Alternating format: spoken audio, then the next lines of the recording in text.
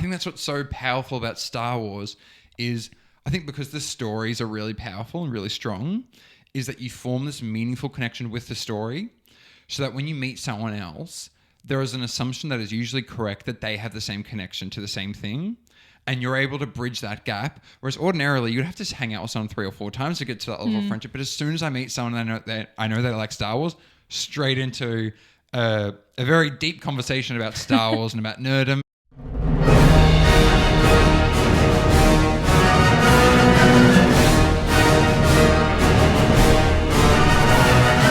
Hi, and welcome back to Cast of the Whills. My name is Amelia, I'm your host for this episode, and here I'm with my amazing co-host, Will. Ooh, this is the second episode that you've now Yeah. hosted.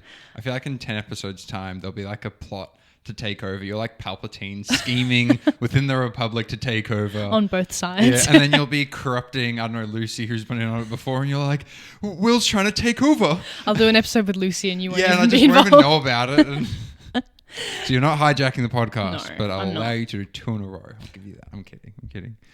So, I have more questions for you today, Oh, but wow. they're all surrounded about your Star Wars firsts. Ooh, interesting. So, should we just get stuck into it Let's then? get right into it. All I'm right. excited. Quick and easy one. What is your first memory of Star Wars? This was one I spoke about on the first episode of What is a Will? I'm plugging that one. The very first memory I have of Star Wars is the being downstairs and in my house and watching the Battle of Geonosis scene. And the specific frame I remember is when all the Jedi are charging at the droids and there's like 12 lightsabers on the screen. They're all running and Mace Windu's lightsabers and you see the purple one. So that's the first image that pops into my brain when I think of Star Wars. And I think that would be it. Yeah, the Battle of Geonosis, that like specific frame in my brain is burnt in there. It's like the first thing I remember. Do you remember around about how old you were when this was happening? Wow. What the situation was like? I would have been like 2 months old. No, I'm kidding. I would have been, I'd say 5. I'm horrible at guessing ages based on my memories. That is not something I'm good at. But quite I young. remember being quite little, and as I talked about before, I didn't get into Star Wars like another few years, like because my brother and cousin were into it, but I didn't find my own foray into it until I was 7. I remember being like, I just want to watch the original trilogy because that's something that a 7-year-old would just prompt randomly. And then another memory that I really remember of my first time viewing the original trilogy was the Dagobah scenes with Yoda and Luke and R2. Those really stuck out. And if I can backtrack a bit, I also remember watching Revenge of the Sith quite a bit. My sister and I had watched a lot together, and we didn't really understand the movie, I think, and maybe we were a bit too young probably to be watching that kind of movie, but would make fun of all the character names like Obi-Wan Kenobi and C-3PO and just being like riffing off all of that. So those are my early memories as the prequels, which, you know, someone my age, that's not too surprising that the memories of Star Wars are the prequels. But then the second set of memories is watching the originals. Well, that leads into my next question then, because I was going to ask what was the first Star Wars movie that you watched? And it sounds like it wasn't Episode 4. No, it would have been... Because I remember Attack of the Clones first. It would make sense, that one. But I'm sure I had seen them before, but I do not remember having watched them. I definitely watched 3 before I watched the originals. I presume I watched 2. I can't remember if I watched 2 before or after I watched 3. You're pulling on like 4-year-old Will's memories here, which I was not expecting to draw on. So no, I did it, whether you'd call it sacrilegious or prequel purist. I didn't watch the original trilogy first. I definitely watched the prequels. I probably watched it 3, 2, 1. So whatever order that is. And then I watched the originals. I know, obviously, I'm the guest. But what is your first memory of Star Wars? First memory, back to the first question. When I was about, actually 6, I was going to say 6 or 7, I was in America with my family. I went to Disneyland. I'm bringing up You can end the story there, thank you. something that makes you a bit upset. Yeah, you can end the story there. I forget exactly what was happening because I was also quite small, but there was some event happening for kids within Disneyland, and there was a cast member dressed up as Darth Maul. Yep. And I got to have my lightsaber and I got to be in Jedi training in Disneyland and I got to fight Darth Maul. I'm really happy for you. I hope you know I'm so happy for you that you got and to at do this that. point in time, I did not like Star Wars and I think I was That's just, great. my dad was living vicariously through me while I was having that experience. Well, I'm so happy you got that experience and I didn't. Yeah. I'm so grateful to the and world. I definitely appreciated you it to the appreciated it fullest. at the time. Yeah, so. And what first movie do you remember? I think it was episode 4. And again, I was quite small and my dad was trying to get me to watch it. Yeah. And as an approximately 8-year-old Yeah. young girl, I was not too keen on that. That's fair. So I don't have the most positive memories That's of fair. watching that movie for the first time. But even to this day, I hold that opinion that I'm not big on the original trilogy. It's insane to just drop. I wouldn't say We'll have to do anything's a Star Wars Hot bad. Takes episode, and Yeah. you'll have to be in the firing line for that one. I can appreciate what it did for cinema Yeah. at the time and that it's a beloved original trilogy Yeah. by most. But as a more modern audience member, they're not to my taste Yeah. as much as, say, the prequels are or even, I'm going to say the sequels, but I'd have Okay. to watch them again. That's It's been a fair. while. I think we maybe should do a Hot Takes episode. I think that'll be the first one. That'll be the entire episode. But yeah, that, I guess some may say you didn't like Star Wars and you're on the dark side. And maybe I turned you back to the light. Maybe you the did. Mandalorian. I think the Mandalorian and turned me to Grogu the turned light. you back to the light. I don't think it was the movies or me. That's fair. But you introduced me to the Mandalorian. Yeah, that's fair. Yeah. Fair. Nice. All right. What was the first Star Wars TV show you watched on that note? It would have been Clone Wars. And for our non-Australian viewers, there was a channel called, I don't think it exists anymore, ABC3. Yeah. And that channel came out in mid-2000s or late 2000s. We were quite small, yeah. Kevin Rudd launched it. I remember Kevin 07. Ah, So it was okay. after 2007. I remember it existing in primary school, which Yeah, was so- 2008 onwards. That channel, they would have a few episodes of Clone Wars on it, but it would be like random, like season 2, episode 4, 7, and 10. Like there'd be no chronology to what order episodes they show or any order to it. Because I remember it was mainly on Cartoon Network. Okay. And ABC3 got like the dregs of like here's like the brain worm episode that kids should definitely be watching after school. So that's my first Star Wars TV show was Clone Wars, which once again, I don't think that's too original for someone my age who's a prequels kind of person. For Clone Wars to be a first introduction to Star Wars TV. And it would have been definitely those early seasons. And I can't remember the year. Like, I think Clone Wars started in like the late 2000s. Because it had a bit of an on and off history. Like it was cancelled and it wasn't. And then they brought it back 5 years later for one season. But I'm pretty sure it was end of 2000s is when it was first releasing. What was your first TV Star Wars memory?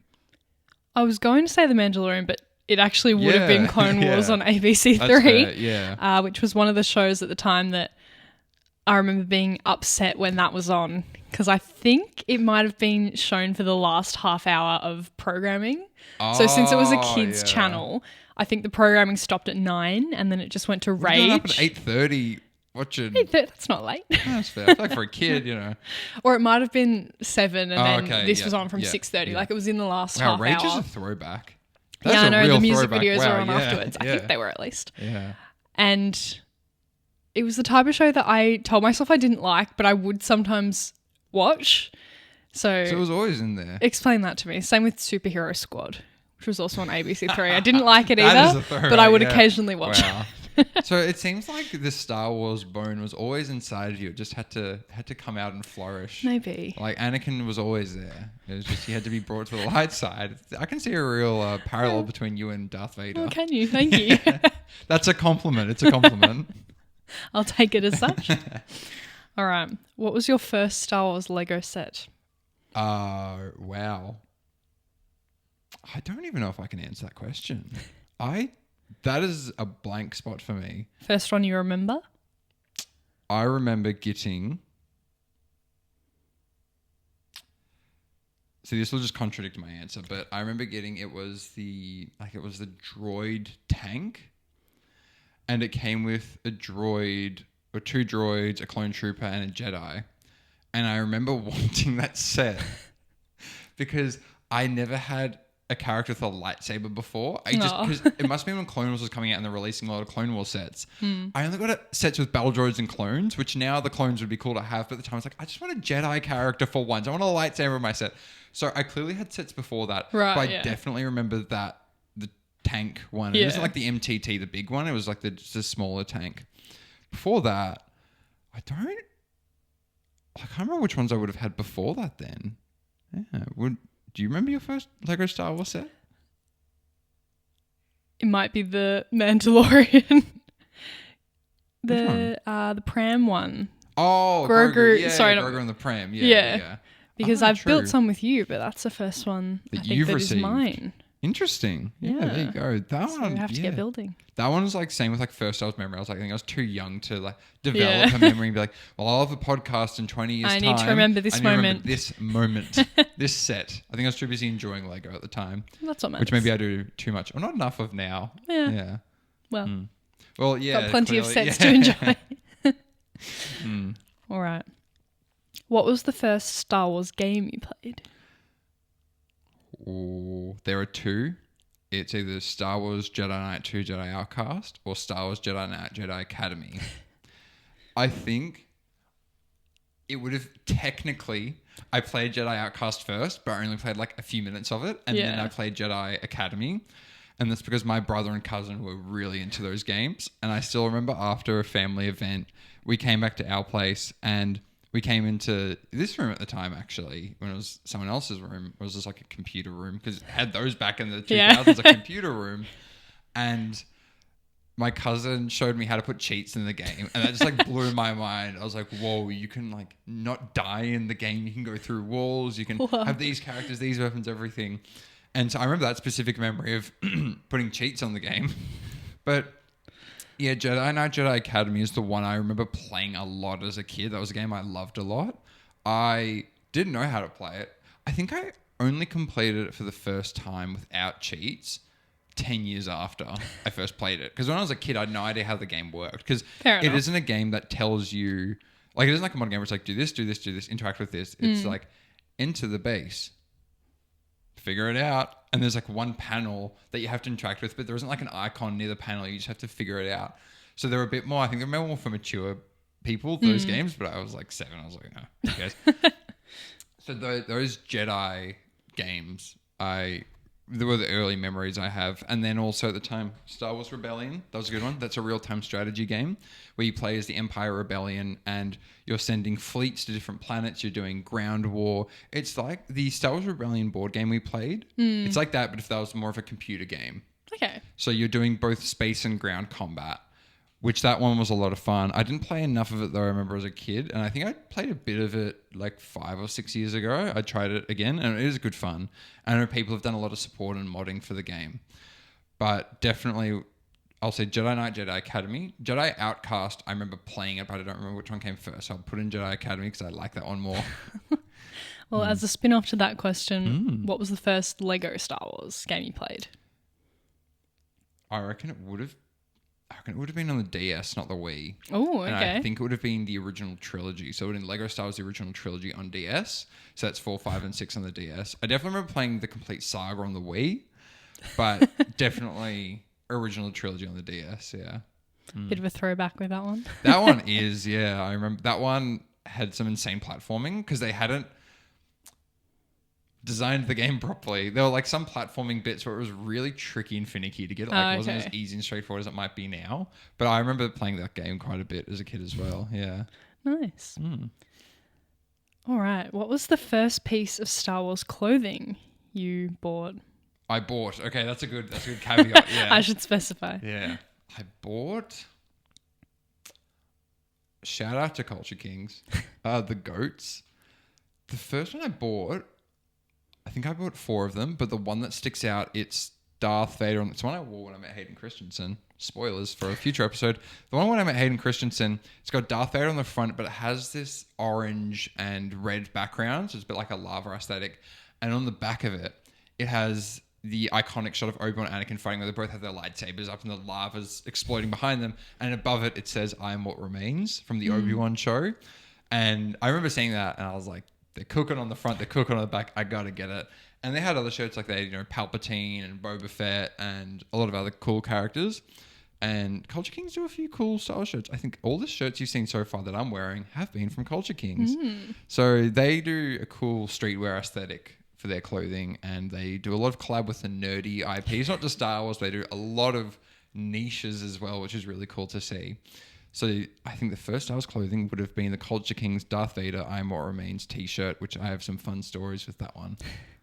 Well, spinning off that one as well, what was the first piece of clothing someone else bought you? Yeah, that's one I can't remember. I can't remember. I definitely remember receiving one in 2015, but I would have had Star Wars like pajamas. Yeah. I would have definitely had pajamas beforehand. I reckon I had Lego Star Wars pajamas when I was a kid, but I couldn't tell you what they were or what age I was. Yeah. Nice. Have you ever bought any Star Wars merch for yourself, or have I bought? I don't think so. I'm just like, I've bought you stuff. Yeah, I see a shirt. I'm like, oh, it's made for women, so I can't wear it, but you can wear it, so I can still see it at least. Yeah, I bought you Lego sets and the Light My Bricks, which you still need to set up. You do Light My Bricks, I know. Yeah. But no, I don't think I've bought any for myself. Oh, well, maybe I'll have to change that. Yeah, maybe we will. What was your first Star Wars merchandise purchase? It was. I'll get it for you right now. I thought it might be this one. It is Darth Vader's lightsaber from the Black Series. And it was... I worked a job for 2 weeks at a restaurant. Did not enjoy that. And I bought behind you. Would you want to grab it quickly? Sure. Let's do a little show and tell if you remember that from being a kid. So I worked at a restaurant for 2 weeks. I hated it. But with that paycheck, I got Captain America's shield. So I spent, and then I didn't really have a job for another 8 months because I was at uni. I was too busy studying, right? And then I fortunately found a job. And then with my next paycheck, I got the Black Series Darth Vader's lightsaber because I like Darth Vader's lightsaber and it's cool. And I had adult money when I was still, I would say, a child. Yeah. And so this is one I really like. Unfortunately, I probably don't have the time right now to put the blade in and go like, so one day though. Yeah, maybe the noises I just made can substitute, right? So this one I like quite a bit. This was the first piece of merch I think I bought myself. I believe I bought it before I got any Lego, maybe. I mean, I'll exclude Lego from that answer just in case I forget the timeline, but this definitely sticks out in my brain, and I'm very happy that this is the one I bought. I think I bought it for $250, which is a lot cheaper than last week. The Darth Vader lightsaber used in Empire Strikes Back and Return of the Jedi sold for $3 million US. So this is a bit of a bargain compared to the screen-used lightsaber. So this is my first piece of Star Wars merch, and I'm very You'd still have bought it though if you had the money. Yeah. Do you have any Star Wars like merch by any chance? Not that I can recall off the top of my head. Is there anything I'm forgetting? No, I don't think so. Sorry. No, I don't think so. I think you mainly just have a Lego and apparel. I think those are the main two, yeah. Agreed. Yeah. What was the first Star Wars event you went to? Star Wars event? I'm not going to say my gut reaction because I feel like I would have gone to one beforehand. It would have been the Rogue One screening we went to before Andor came back out. Oh, yeah. That technically would be. Counts? I would... What my heart is telling me to say, I'm going to go with that, is Supernova. Yeah. And if you want to hear more about Supernova and some very interesting stories meeting Tamara Morrison, Rena Owen, Mike Quinn, and Matt Doran, watch the previous episode where we talk about Star Wars events in Melbourne because there are some very funny stories. Do you prefer the Thames story or the Rena story? They're both good for different reasons. Yeah, they're both. Rena was more like I feel like I got to know her a bit. Like she spoke to us a bit more. Whereas Thames one was like, how did that happen? Like, how did I let that happen? Whereas Rena's one is, it's a lot more funny. So if you want to hear those stories and a lot more and just about Star Wars in Melbourne in general, check out our previous episode. Because that one was a lot of fun to record. Yeah. What was your first Star Wars event? Would it be the same? Oh, would you count Disneyland? Is that an event? No, I'm not allowing it.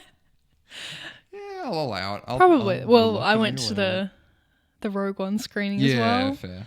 Maybe the MSO showings. Oh, I don't know if they true. count. I would count that as a Star Wars event. Those actually, yeah. So, sorry, ignore the Supernova, the MSO at the movies. I think I saw Empire Strikes Back as my first one. I didn't see A New Hope. Oh, yeah. Yeah, I don't know why I didn't see A New Hope. And that would have been a while ago now. That would have been a long time ago in a Hamer Hall, not so far away. No, that would have been, I think that was post Force Awakens. It was pre-Force Awakens because did. Yeah. Wait, I'm getting my timelines because they did Force Awakens at the movies the week before Last Jedi came out. And that wasn't the first one that they did at the movies for Star Wars. They definitely did 4, 5, and 6 before 2017. And I definitely saw 5. So somewhere, someone else can figure out the numbers of I saw 5 as the first episode of the movies. And I will count that. That'll actually be that'll be my first Star Wars event. Nice. Yeah. Last question for you specifically about your experiences. Oh, okay. The next ones. Who was the first person you connected with over Star Wars? Wow. I'll say new person, so not like a cousin. Your brother or cousin. I was going to say my cousin, because I feel like we really got a bond over that. Can I give 2 different answers? The first one, at school, I made this really great friend Plunkett, and we became friends in year 9 when Last Jedi was coming out. Because we were both kind of like nerds on the down low. And then we started talking about Star Wars. I can't remember. We went on a school camp, I remember. And we started talking about nerdy stuff. And then from there, a beautiful friendship has blossomed. But I'll get back to the origins of it. But now we're very good friends. I talked to him about the podcast. I was telling my friend Lucy last night, I view Plunkett as, you know the character, the ill advisor to the king? Like who's trying to like corrupt the king?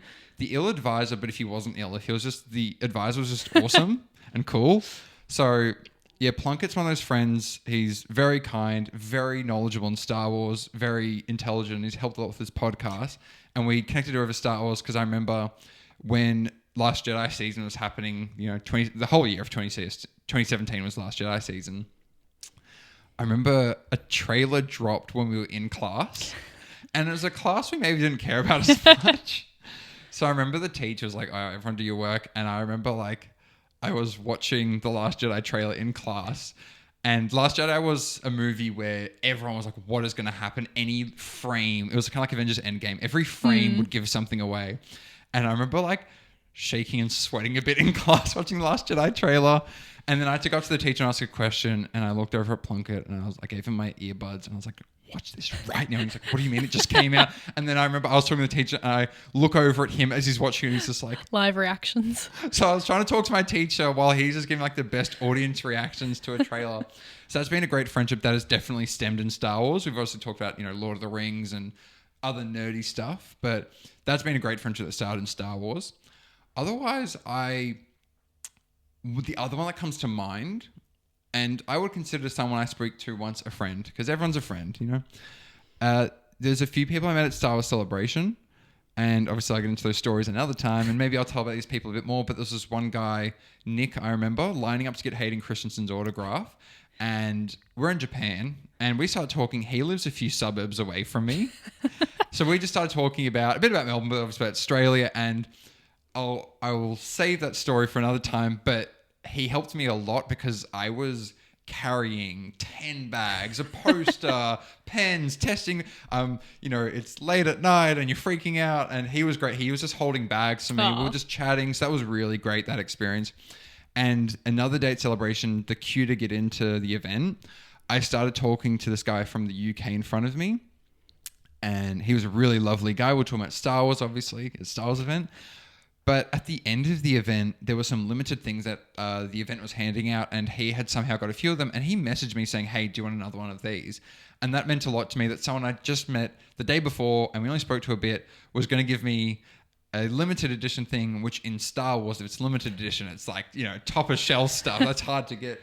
But that was another instance where I was like, I feel like I've made a friend here, even though I haven't spoken to him since I saw that one nice interaction.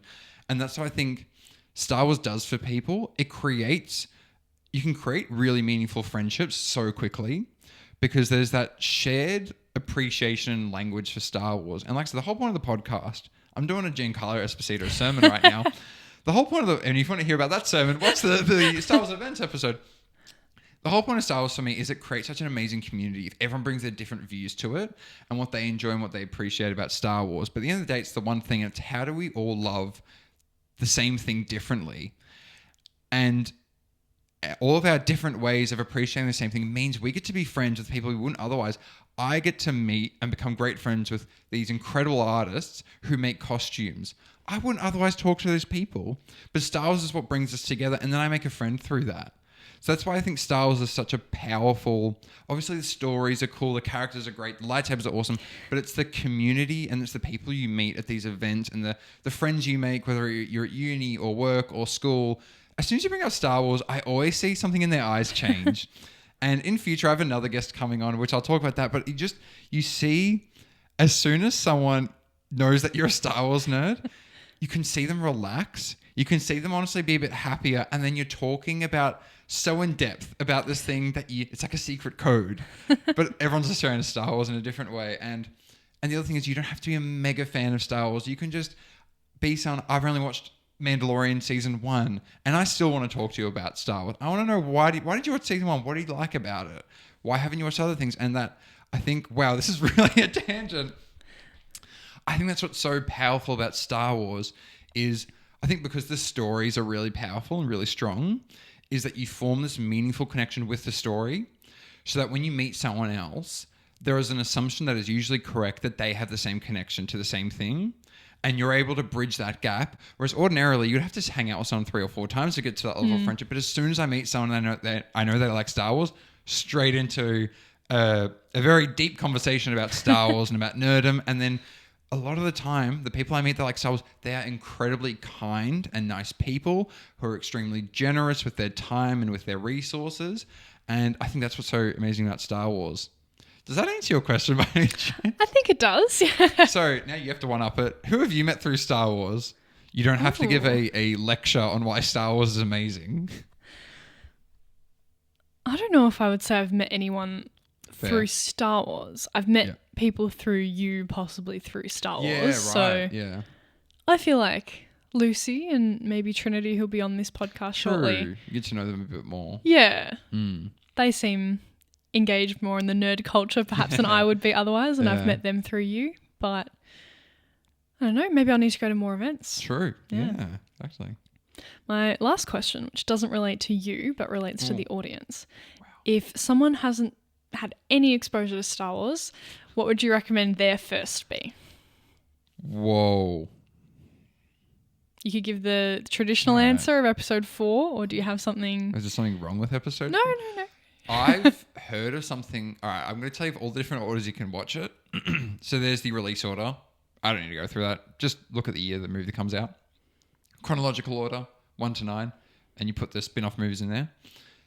What's called the machete order, you do 4, 5, you get the I'm Your Father twist, then you do 1, 2, 3 as you get the backstory to Anakin. Yeah. And then you go to 6. So you get to know Luke and the heroes, you get the reveal, you learn who Anakin Darth Vader is, and then you get the redemption at the end. And then I assume you watch 7, 8, 9. You maybe watch... It'd be weird to watch Rogue One before you watch A New Hope. I feel like Rogue One really assumes you know a bit. You know episode 4. Yeah. It's hard to... it'd be interesting. It would possibly be hard to connect those dots if you Exactly. didn't. And same with Solo. Yeah. Otherwise, I've heard Sam Witwer, who he's like a massive person in the Star Wars community. He's the voice of Darth Maul. Oh, wow. So, yeah, he's a massive nerd as well for Star Wars. I recently saw a clip of him on a podcast saying his hot take way of doing it.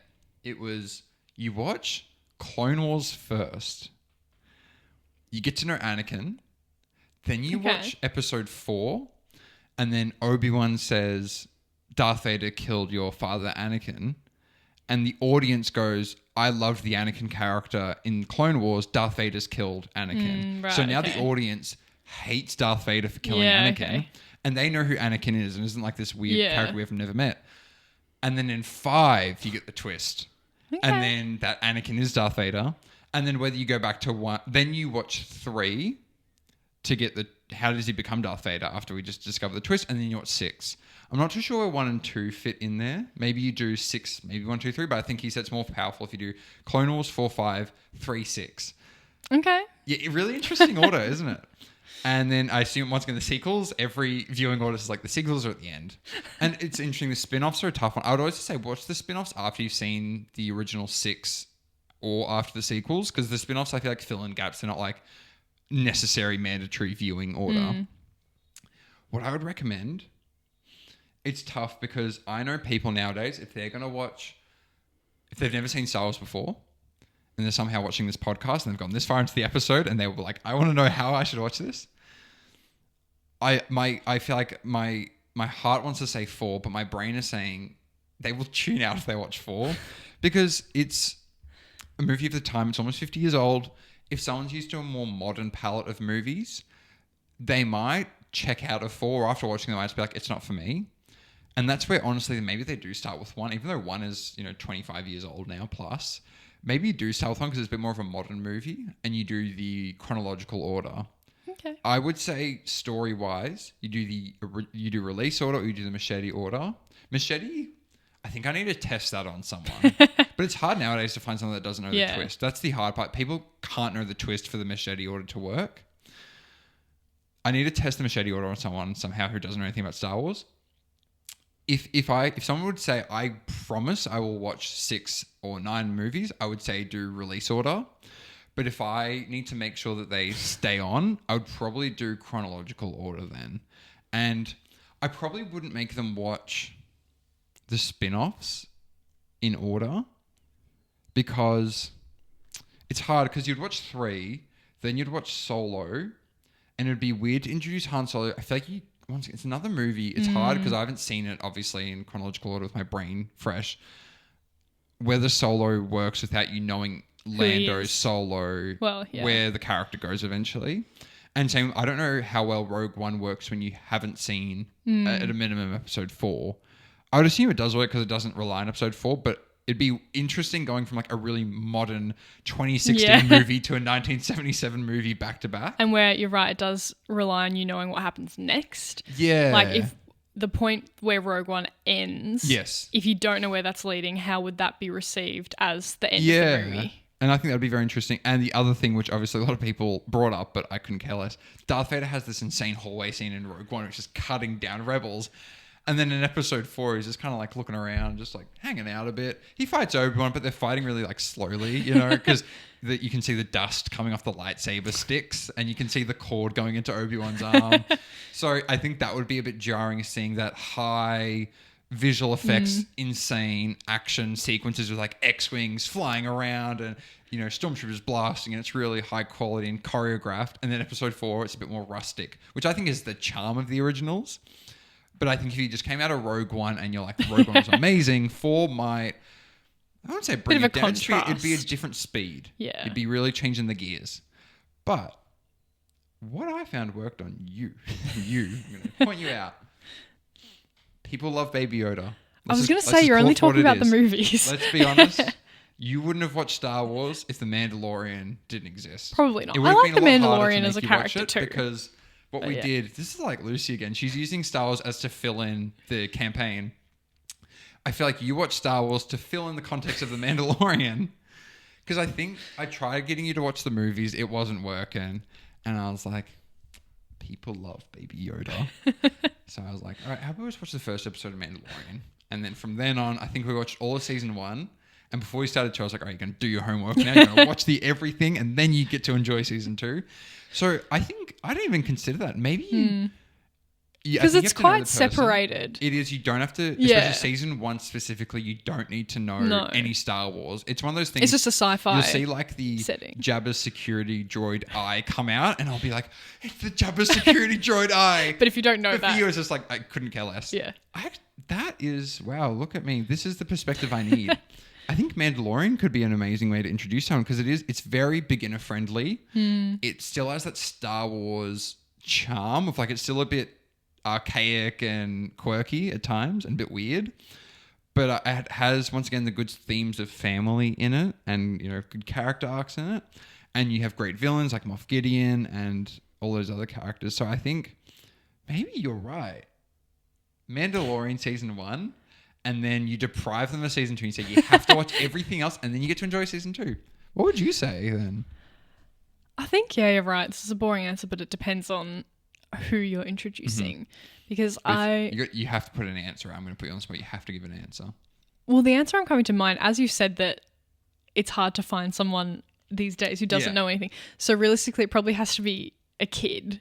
So I'm thinking about in 10 years' time, if your nephew is interested in watching Star Wars, do you start with something like Skeleton Crew? Wow. I did. See, this is why you're great. This is why you're great being on the show. Because Skeleton Crew is made for children specifically. And not like a Clone Wars where it's made for kids and it's the most like insane war crimes you've ever seen in your life. True. Skeleton Crew, it is a very...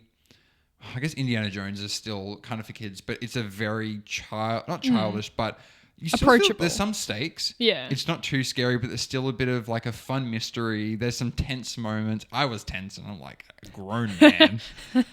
But that'd be really interesting if you introduce someone with Skeleton Crew, because that's one, you don't need to know much about Star Wars, and the mystery still holds, because for me, the mystery was, how does this story fit into Star Wars generally? I won't talk about too much about the story for someone who hasn't seen it, because if you're interested in watching it, there's a mystery at the center of it, which I think is still effective if you don't know Star Wars. But if you know it, you're like, how could this possibly exist in the context of what we know Star Wars to be? It doesn't rely on the timeline at all. It takes place after 6, but there's no reference to many events, not from my memory.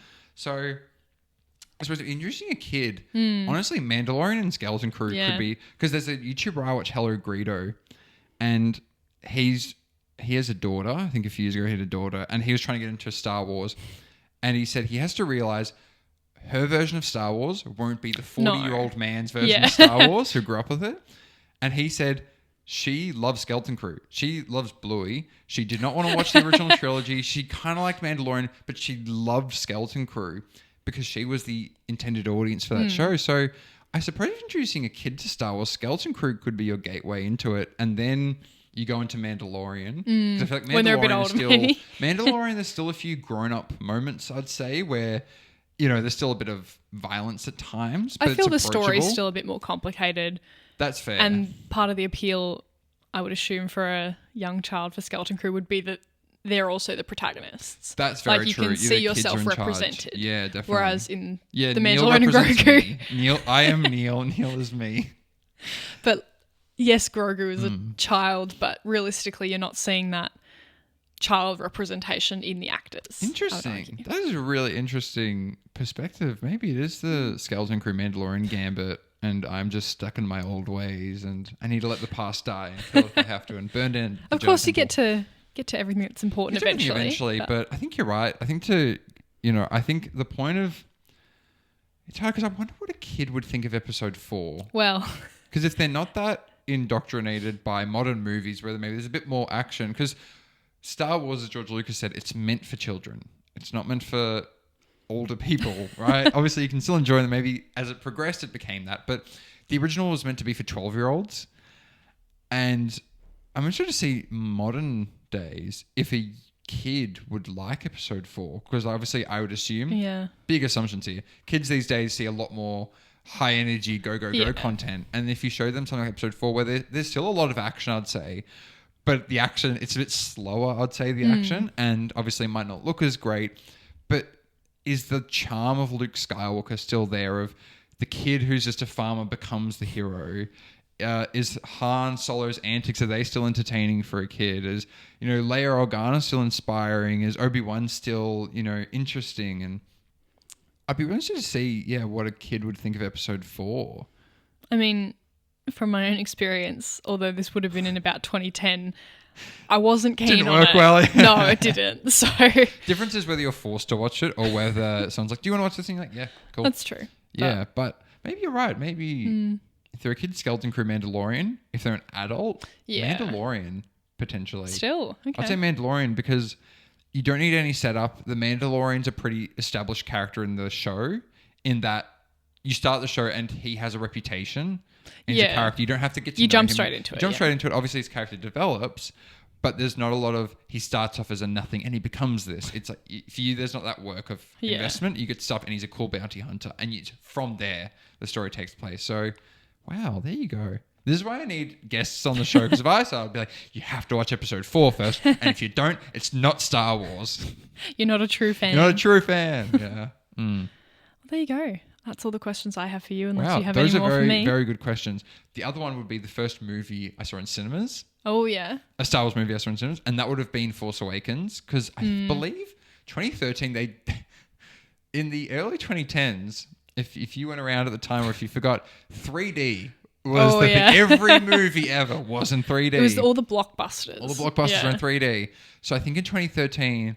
they re-released Phantom Menace in 3D because they were going to do all the Star Wars movies in 3D. And then it didn't make enough money, so they just didn't. So it's weird. Phantom Menace is the only 3D release Star Wars movie. I didn't see that, but I did see Force Awakens in 2015. And I was speaking to one of my good friends recently, Matt, and we were nostalgia baiting. It's been 10 years since Force Awakens season. And that was an amazing time because... it was announced like 2012, 2013. The first trailer came out December 2013 and it came out December 2015. It's a long time. And yeah, so you're waiting 2 years. But all of 2015, it was episode 7, which saying that was insane because we only had 6 forever. Episode 7 is a real movie coming out. It isn't will there be a 7? Oh, 7 is ages away. This concept's like, no, especially when we're in September, it was... 7 is approaching. Soon, it is a real movie that is coming out, and we've seen trailers, and it's about to come out. And every toy on, TV, online, in shops, it's all Star Wars themed. Star Wars. It was Star Wars peak season. Everyone was back into Star Wars. That was so much fun. I remember seeing the movie. I think I saw most of the Star Wars movies twice. I would see it. I remember seeing 7, because we'll get into some stories maybe about our cinema experiences with Star Wars. 7, I remember seeing with my brother.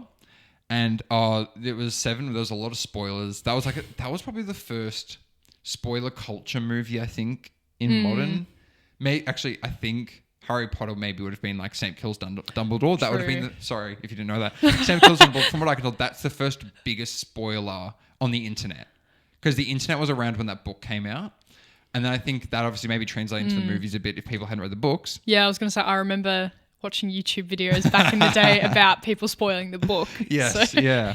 And then I think Force Awakens came out, and I remember, spoilers for Force Awakens, the 2015 Battlefront came out, and I was playing, and I'd watched the movie by this point, and someone's gamer tag was Han Solo dies.